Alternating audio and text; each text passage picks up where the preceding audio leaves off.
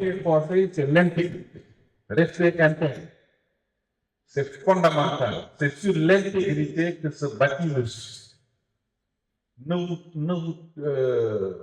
Plutôt détrompez-vous. Ceux qui réussissent sur la base d'injustice ou sur la base de tromperie ne vont jamais très loin. Jamais de la vie. Nous avons des reculs de plus de 50 ans. Donc, si on vous le dit, croyez-le. Restez intègre. C'est ce qu'Abel Diallo vous a dit. Soyez honnête, soyez intègre dans ce que vous faites. Deuxièmement, la constance dans l'effort. Vous savez, la constance, c'est une qualité vantée par toutes les religions. Restez constant. Soyez constant dans ce que vous faites. Il ne faut pas faire un effort aujourd'hui, abandonner demain. Non. Chaque jour, l'effort. Chaque jour. Et vous voyez que ça paye toujours. Je vous ai également conseillé de parfaire votre anglais. J'insiste beaucoup sur ça parce que aujourd'hui, il y a l'anglais, il y a l'espagnol, il y a l'arabe, il y a le chinois et il y a le reste. La langue qu'on utilise aujourd'hui pour vous enseigner, malheureusement, elle n'est plus tellement présente dans les séances médicales. Donc, aujourd'hui, c'est l'anglais. Comme je vous ai dit, demain, ça se rappelle le mandarin ou l'espagnol. Mettez-vous à l'anglais.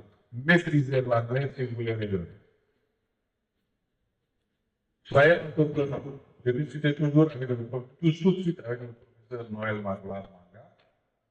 Et nous disions que ces jeunes sont très entrepreneurs. Beaucoup plus entrepreneurs que nous quand on était à l'ONU.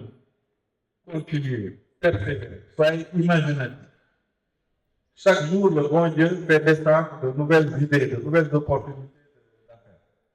Donc, soyez entrepreneurs parce que vous n'avez pas de choix en plus.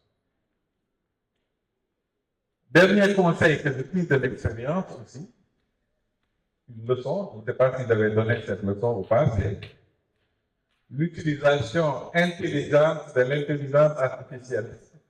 J'insiste beaucoup sur ça. On utilise l'intelligence artificielle. On ne peut pas s'en passer, c'est devenu.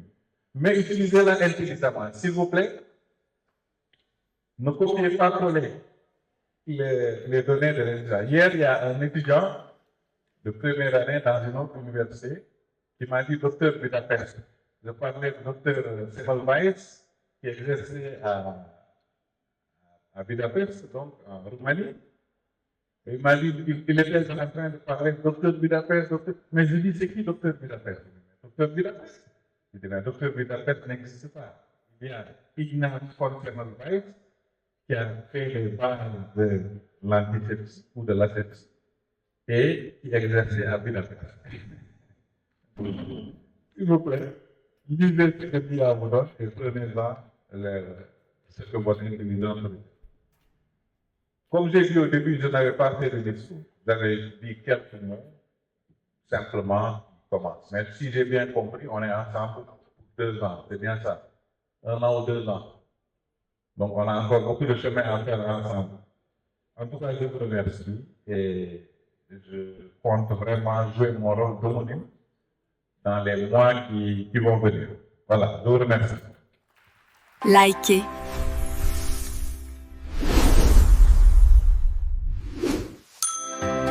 Partagez.